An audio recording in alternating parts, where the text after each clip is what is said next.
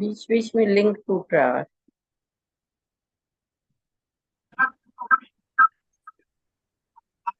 परिवार छोटा तो था कि छोटा परिवार मतलब ही परिवार होगा, लेकिन इसका उल्टा हो गया, छोटा परिवार। कोई दुख दर्द में कष्ट में कोई पूछने वाला नहीं, क्योंकि कोई है ही नहीं। परिवार एकदम टूटते जा रहे हैं, विखंडित होते जा रहे हैं। एक भैया है, एक बहन है, ना चाचा है ना ताऊ है। अब बताओ, जब वो लड़के लड़कियों का ब्याह हो जाएगा तो उस लड़के के बच्चों को चाचा ताऊ चाची ताई इनका तो सुख ही नहीं मिलेगा, इनका तो अनुभव ही नहीं होगा।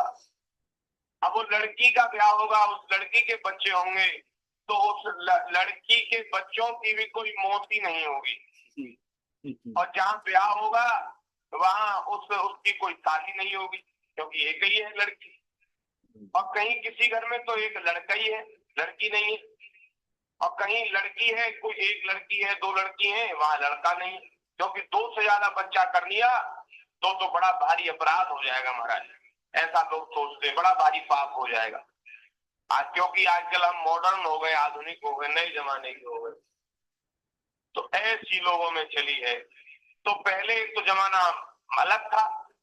पहले तो महाराज खूब बच्चे होते थे, भरा पूरा परिवार होता था, और बड़े आपस में सब लोग बड़े प्रसन्न रहते, मिलजुल करके सुखी रहते थे। तो हम कह रहे थे कि 40-50 लोगों का परिवार एक घर में रह लेते थे, एक छत के नीचे रह लेते थे, और सब लोगों में बड़ा प्रेम था। क्या महाराज जो है वातावरण था, क्या अद्भुत माहौल था, कहीं कलह नहीं था। छोटी छोटी बातों पर आजकल जैसे लड़ाई हो जाती है, ऐसा नहीं होता था। बड़े से बड़ा त्याग भी लोग कर देते थे अपनों के लिए, अपने भैया बहन को सुखी करने के लिए बड़े से बड़ा त्याग कर देते थे। तो आजकल जो लड़ाई होने लगी है, परिवार टूटने लगे हैं, इसका कारण है पक्षपात। हम अपने जो बच्चे हैं उनको जैसा, उनका जैसा लालन पालन करते, उनका जैसा ध्यान रखते हैं, वैसे अपने भाई अथवा बहन के बालकों का नहीं रखते, उनको वैसा नहीं समझते। अच्छा, इसमें केवल अज्ञान कारण है जी, केवल अज्ञान। क्योंकि संसार में न तो कोई अपना है और न कोई पराया है। हाँ। जिनको हम अपना समझ रहे हैं वे कौन से हमारे सगे हैं? उनसे हमारा केवल ऋणानुबंध का संबंध है। जैसे हमारे परिवार के लोग हैं ना, ऐसे ही हमारे खुद के बेटा बेटी परिवार के लोग भी ऋणानुबंध से बंध करके आए हैं, और जो हमारे बेटा बेटी हैं वो भी ऋणानुबंध से बनकर आए। इस बात की क्या गारंटी है कि जिनको हम अपना पुत्र मानते हैं, पुत्री मानते हैं, जिनके ऊपर हम अपने प्राण भी न्यौछावर करने के लिए तैयार है, पूरे संसार से लड़ाई लड़ लेते हैं उनके लिए, क्या वो हमें सुखी करेंगे? इसकी क्या गारंटी? आगे चलकर वो हमारी बात मानेंगे, हमारी आज्ञा मानेंगे, इस बात का कोई वो नहीं है, प्रमाण नहीं है, कोई गारंटी नहीं।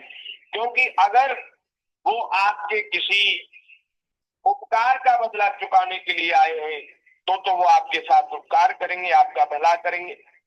और यदि वे आपके किसी, आपने कोई दुर्व्यवहार उनसे पहले किया है, आपने उनका बुरा किया है, तो वे भी आपका बुरा करेंगे। ये तो महाराज न जाने कितने जन्मों का लेखा जोखा है जी। संबंध सब ऐसे ही है महाराज। तो इसलिए पक्षपात नहीं करना चाहिए। हम घर परिवार में रहते, भले ही ऐसा वातावरण है कि अब लोगों की आपस में बनती नहीं है, अलग अलग सब रहते हैं, और फिर भी अलग अलग रह रहे हैं तो भी पक्षपात नहीं करना चाहिए, सबको एक जैसा समझना चाहिए। ये हमारा, अच्छा देखो, ये बड़े से बड़े जो पाप करते हैं ना लोग, ये क्यों करते हैं? इसीलिए करते हैं कि हमारे जो पत्नी पुत्र आदि हैं वे सुखी हो जाएं। ऐसी जो पक्षपात की जो भावना है, ऐसी जो जो जो स्वार्थ की जो भावना है, ये बड़ी मलिन है, बड़ी दूषित है। हम ऐसा विचार हमें करना चाहिए कि हम, हमारे लिए सब समान है, हम किसी को दुख देकर अब स्वयं सुखी नहीं हो सकते। भाई यदि हम कोई गलत काम करते, किसी के साथ गलत करते हैं, तो उनको दुख पाना पड़ेगा हमारे कारण। तो उनको दुख देकर हम अपने को क्यों सुखी करें, क्योंकि सब समान है। उनके जो किसी परिवार में किसी के बच्चे हैं और उनके साथ यदि हम गलत करते हैं, तो उनके बच्चे भी तो हमारे बच्चे हैं, हमारे बच्चे की तरह हैं। उनमें और इनमें क्या भेद है? उन उन बालकों का, उन बेटों का, उन बेटियों का क्यों हम अनिष्ट करें, क्योंकि वे भी हमारे। कहीं कोई भेद है ही नहीं। आप आत्मा रूप से विचार करो तो सब में समान रूप से भगवान का वह अंश विराजमान है। आत्मा सब में एक जैसी है। और यदि शरीर रूप से विचार करें तो केवल नाक नक्शा अलग है, नाक नक्शा केवल अलग है, बाकी 5 तत्वों से ही सारे शरीर बने हैं। चाहे कोई काला है, चाहे कोई गोरा है, वो तत्व तो 5 ही है। कोई ज्यादा सीख गया है, थोड़ा कोई कच्चा रह गया है।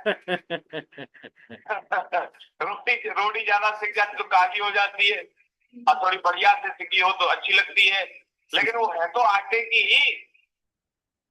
तो सब रंग रूप भले अलग है, लेकिन भैया तत्व तो वे 5 ही है। क्षितिजल पावक गगन समीरा, पंच रचित अति अधम शरीरा। तो इन शरीरों में हम जब आसक्ति कर लेते हैं, इनको मान लेते हैं कि ये अपना, ये मेरा है और ये पराया है, तो यही हमारे अज्ञान का मूल कारण है और यही हमारा पतन कराता है। लोग कैसी भारी मिलावट कर रहे हैं खाद्य वस्तुओं में, और वो क्यों कर रहे हैं? वे चाहते हैं कि हम तो सुखी हो जाएं, हमारा परिवार तो सुखी हो जाए, और भले ही दुनिया मरे चाहे कुछ हो, मरे चाहे जिए। अबे ये विचार नहीं करते कि हम जिनको मिलावटी वस्तुएं खिला रहे हैं, वे और हमारा परिवार, हमारे बालक बच्चे, उनमें कोई अंतर नहीं, सब एक जैसे, सब समान है, कोई अपना नहीं, कोई पराया नहीं। तो ऐसी भावना जब होगी तो सारा संसार सुखी हो जाएगा। हो जाएगा कि नहीं हो जाएगा? जी अवश्य, बिल्कुल हो जाएगा महाराज, ऐसी भावना। तो लोग कहते हैं कि भाई सत्संग क्यों करें, भजन क्यों करें? अगर सब सत्संग करने लग जाएंगे, सब भजन लग जाएंगे तो संसार कैसे चलेगा, ऐसा लोग कहते हैं। अरे हम कहते हैं अगर सब भजन करने लग जाएंगे, सब सत्संग करने लगे, संसार महाराज सुखी हो जाएगा, सतयुग आ जाएगा, कलयुग नष्ट हो जाएगा, सतयुग आ जाएगा। क्योंकि फिर अपना ही पोषण करने की मलिन भावना नष्ट हो जाएगी। केवल हम सुखी रहे और दूसरे दुखी हो, ऐसी जो मलिन भावना है वो नष्ट हो जाएगी। सब प्राणी सुखी हो जाएंगे। क्योंकि जब आदमी समझेगा, जब अज्ञान नष्ट होगा, अज्ञान यही है, मैं और मोर तोड़ते माया, जीवत कीने जीव निकाया। बोले माया क्या है? माया क्या है? तो माया का स्वरूप भगवान बता रहे, स्वयं श्री राम जी बता रहे। भगवान कहते हैं मैं और मेरा, तू और तेरा, तो यही माया है। मैं और मोर तोड़ते माया, मैं और मेरा, तू और तेरा, यही माया है जिसने सारे संसार को मोहित कर रखा है। तो जब अज्ञान का नाश होता है, ज्ञान हृदय में आता है, तो ये चीज मिट जाती है कि कौन अपना है, कौन पराया है। ऐसा लगता है सब हमारे ही, सब अपने, कोई पराया नहीं, सब अपने। क्योंकि प्रभु सब में विराजमान है और हम प्रभु के दास हैं, हम प्रभु के सेवक हैं। तो हमारे ही प्रभु सब शरीरों में विराजमान होकर के खेल रहे हैं, लीला कर रहे हैं। तो हम किसका बुरा करें, किसका आहित करें, किसका अनिष्ट विचारें? तो ये बात है भैया, ये जो पक्षपात है, ये जो अपना तेरी की भावना है, इस भावना से हमें ऊपर उठना चाहिए, इसका त्याग करना चाहिए। सब हमारे हैं, सब अपने हैं। कोई समझे चाहे ना समझे, उनसे हमारा क्या प्रयोजन? हम स्वयं को समझनी है ये बात। कोई भले ये ना समझे, सबके समझने में आएगी नहीं बात, क्योंकि इतना मन दूषित है कि उसको सत्संग की अच्छी बात भी उन लोगों को अच्छी नहीं लगती। इसीलिए अच्छी नहीं लगती क्योंकि मन बहुत अपवित्र है, मलिन है। तो इसलिए किसी और कोई समझे चाहे ना समझे, लेकिन हम समझ जाएं तो हमारा कल्याण हो जाएगा, हमारी बात बन जाएगी। तो ये बात हम लोगों को सोचनी है, विचारनी है कि यहाँ संसार में कोई अपना नहीं, कोई पराया नहीं, सब अपने हैं और सब पराये हैं। तो विशेष रूप से किसी में आसक्ति नहीं और विशेष रूप से किसी से द्वेष नहीं, किसी के प्रति बैर की भावना नहीं। बोलिए भक्त वत्सल भगवान की जय। तो महाराज अक्रूर जी महाराज ने धृतराष्ट्र जी से कहा कि हे महाराज, आप कुरुवंशियों की उज्ज्वल कीर्ति को और भी बढ़ाइए।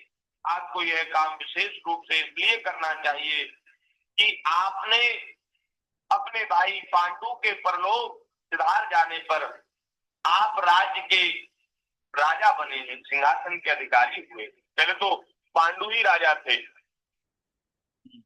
तो आपका कर्तव्य है कि आप धर्म से पृथ्वी का पालन करें, अपने सद्व्यवहार से प्रजा को प्रसन्न रखें और अपने स्वजनों के साथ समान बर्ताव करें। ऐसा करने से ही आपको लोक में यश और परलोक में सद्गति प्राप्त होगी। यदि आप इसके विपरीत आचरण करेंगे तो इस लोक में आपकी निंदा होगी। ये बात केवल धृतराष्ट्र के लिए नहीं है, ये बात हम सब लोगों के लिए है। यदि हम इसके विपरीत आचरण करते हैं तो अवश्य ही इस लोक में निंदा होगी और मरने के बाद आपको नरक में जाना पड़ेगा। संसार में निंदा होगी और नरक जाना पड़ेगा। इसलिए अपने पुत्रों और पांडवों के साथ समानता का बर्ताव कीजिए। ये बिल्कुल महाराज सच्ची बात है। जो अपने और अपने परिवार के पोषण के लिए दूसरों का अनिष्ट करते हैं अथवा अनिष्ट विचारते हैं, उनको जरूर ही उनकी दुर्गति होती है। इसलिए भैया, चाहे कैसी भी परिस्थिति हो, हम किसी को दुख नहीं देंगे, किसी का बुरा नहीं करेंगे, किसी को कष्ट नहीं देंगे। किसी को कष्ट देकर हमारा पोषण हो, हम बिल्कुल नहीं चाहेंगे ऐसी बात, ऐसी भावना। हाँ, वो बात अलग है कि गलती से बिना प्रयोजन के और बिना किसी दुर्भावना के यदि किसी का हमारे द्वारा कोई अहित हो जाए तो वो बात अलग है, वो पाप दूर भी हो जाएगा, नष्ट भी हो जाएगा भगवान की कथा से, भगवान के भजन से, नाम से। लेकिन हमारा पोषण हो और दूसरे का बुरा हो, ऐसी ये दुर्भावना है, ये तो बहुत मलिन है और ऐसे जो पाप है वो नष्ट नहीं होते। तो इस तरह से श्री अक्रूर जी महाराज समझा रहे हैं कि आप ये जो कर रहे हैं अपने पुत्रों का तो बहुत हित चाहते हैं और पांडवों को आपने मरवाने तक की कोशिश की है। ये बात तो नहीं कही अक्रूर जी ने, लेकिन उनके कहने का तात्पर्य यही है क्योंकि तो राजा है, राजा के सामने मर्यादा से बात करनी चाहिए। कब नाराज हो जाए राजा, कब बंदी बना दे, तो मर्यादा से ही बात कर रहे हैं, बड़ी मर्यादा से। लेकिन उनके कहने का तात्पर्य यही है। आप जानते ही हैं कि संसार में कभी कहीं कोई किसी के साथ सदा नहीं रह सकता। ध्यान दीजिए, संसार में कभी कहीं कोई किसी के साथ सदा नहीं रह सकता, सब छूटेगा। जिनसे जुड़े हुए हैं उनसे एक दिन बिछड़ना पड़ेगा। हमारे साथ कोई नहीं रहेगा, बिछड़ना ही पड़ेगा। कितने लोग तो चले गए और बाकी हैं, या तो उनको हम छोड़कर चले जाएंगे या वे हमें छोड़कर चले जाएंगे। महाराज, यह बात अपने शरीर के लिए भी 16 आने सत्य है। ये शरीर भी हमारा नहीं, शरीर भी सदैव नहीं रहने वाला। तो इस शरीर के पोषण के लिए भी हम क्यों पाप करें, क्यों अधर्म करें, क्यों किसी का बुरा करें। अरे शरीर एक न एक दिन नष्ट होना ही है। कितनी अच्छी बात है, शरीर एक न एक दिन नष्ट होना ही है। तो ये हमें निश्चय कर लेना चाहिए कि अरे कल मरे तो आज मर जाए ये शरीर, कल नष्ट हो तो आज नष्ट हो जाए। लेकिन हमने ये निश्चय कर लिया है कि हम इसके पोषण के लिए पाप नहीं करेंगे, अधर्म नहीं करेंगे। क्योंकि कोई कितना भी इसको संभाल कर रखे तो भी एक दिन नष्ट होगा। तो जब नष्ट होना ही है तो फिर भैया धर्म के मार्ग पर चलें, सत्य के मार्ग पर चलें, अधर्म न करें, पाप न करें। क्योंकि ये शरीर तो नष्ट होगा ही। तो शरीर नष्ट हो तो धर्म के मार्ग पर चलते हुए हो तो उससे महाराज इस लोक में भी कीर्ति और परलोक में महाराज इसकी सदगति होती है। भगवान 5 मिनट। जी, तो ये शरीर बिछड़ेगा, यह बात अपने शरीर के लिए भी सत्य है। और फिर स्त्री पुत्र धन आदि ये तो ये रहेंगे। जब शरीर नहीं रहेगा तो बताओ कौन रहेगा? न धन रहेगा, न परिवार रहेगा, न स्त्री रहेगी, न पुत्र रहेगा, कुछ नहीं रहेगा। ये सब नष्ट हो जाएगा। तो बताओ किसके लिए हम अधर्म करें, किसके लिए पक्षपात करें, किसका बुरा करें? वाह, कितनी अच्छी बात है। जीव अकेला ही पैदा होता है और अकेला ही मरकर जाता है। अपनी करनी धरनी का पाप पुण्य का फल भी वह अकेला ही भुगतता है। ध्यान दीजिए, हम पाप कर रहे हैं बेटा बेटी के लिए कि सुखी हो जाए, अच्छे पढ़ लिख जाए, भले ही हमें झूठ बोलना पड़े, भले ही हमें बेईमानी करनी पड़े, लेकिन इनको सुख सुविधा मिले। लेकिन ध्यान दें, आप जो किसी के साथ बुरा कर रहे हैं, असत्य बोल रहे हैं, बेईमानी कर रहे हैं, उसका फल आपको ही भोगना पड़ेगा। उस आपके पाप में आपके बेटा बेटी सहायक नहीं होंगे। जब फल का भोग होगा उनको नहीं भोगना पड़ेगा, क्योंकि उन्होंने तो आपसे नहीं कहा था कि आप हमारे पोषण के लिए पाप करो।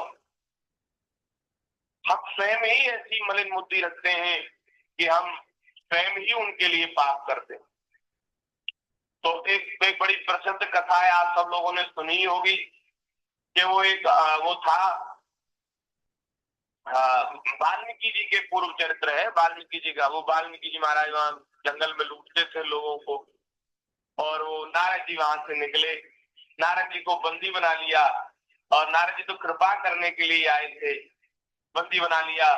बोले सब अपना माला झूठी कमंडल सब रख दो यहाँ बाबा। तो बोले हमारे पास तो बच्चा है ही क्या, हम हमसे क्या लूटोगे? बोले नहीं नहीं, मैं सब कुछ ले लेता हूँ और जान छोड़ मार देता हूँ, लोटा बासन सब ले लेता हूँ, कपड़ा लत्ता। तो बोले किसके लिए करते हो? बोले अपने परिवार के लिए करता हूँ, मेरा बहुत बड़ा परिवार है, उसके पोषण के लिए करता हूँ, और कोई धंधा तो मुझे आता नहीं। तो उन्होंने कहा, ऋषियों ने कहा कि भैया तुम अपने परिवार के लिए तो करते हो, लेकिन एक बात बताओ कि जो तुम ये घोर पाप कर्म कर रहे हो, इसका जब फल तुम्हें भोगना पड़ेगा तो इसमें तुम्हारे परिवार के लोग भी सहायक होंगे कि नहीं होंगे? वो भी तुम्हारे साथ थोड़ा कुछ भोगेंगे कि नहीं भोगेंगे? तो बोले भोगेंगे, क्यों नहीं भोगेंगे, उन्हीं के लिए तुम्हें करता हूँ। तो उन्होंने कहा उनसे पूछ तो आओ जरा। तो बोले हाँ बहुत चालू हो बाबा, मैं पूछने जाऊंगा तुम यहाँ से भाग जाओगे, ऐसे नहीं भागने जाता। एक बार मेरे चंगुल में आ जाए कोई तो उसको तो फिर मैं छोड़ता ही नहीं। तो अच्छा चलो कोई बात नहीं, हमें बांध दो, हमें बांध कर जाओ और पूछ के आओ। तो उसके मन में भी नया ने कोई ऐसी बात आई कि हाँ चलो पूछ के तो आना चाहिए एक बार।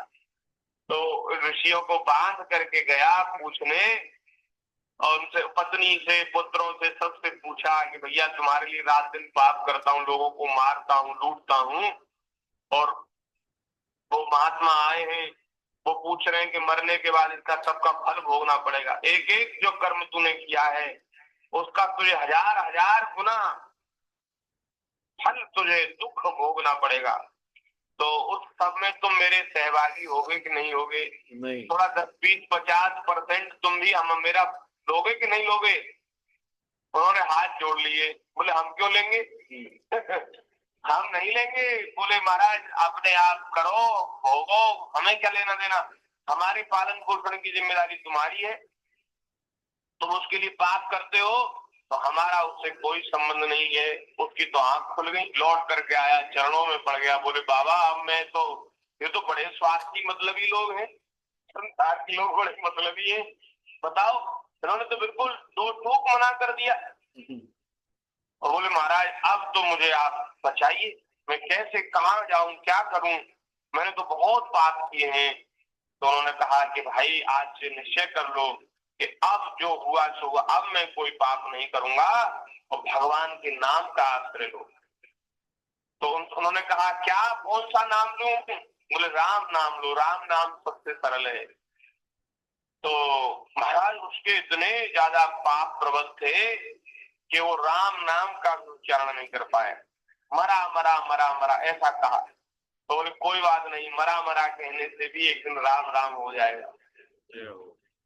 मरा मरा कह करके उल्टा नाम जपे जग जाना, वाल्मीकि वै ब्रह्म समाना। तो ये बात है भैया, अपने आप ही सब भोगना पड़ता है, चाहे पुण्य करो चाहे पाप करो, वो अपने आप भोगना पड़ता है। तो इन्हीं शब्दों के साथ आज हम यहीं विराम करें। इतनी सुंदर चर्चा हुई है, ये जीवन में उतारने वाली है महाराज। तो ये हम नहीं कह रहे, हमारे शब्द नहीं, हमारी कोई बात आप भले ही मत मानो, कोई परेशानी, हमें हमारी बात क्यों मानो? हम कौन, कोई महापुरुष थोड़ी, कोई संत थोड़ी है, हम तो सामान्य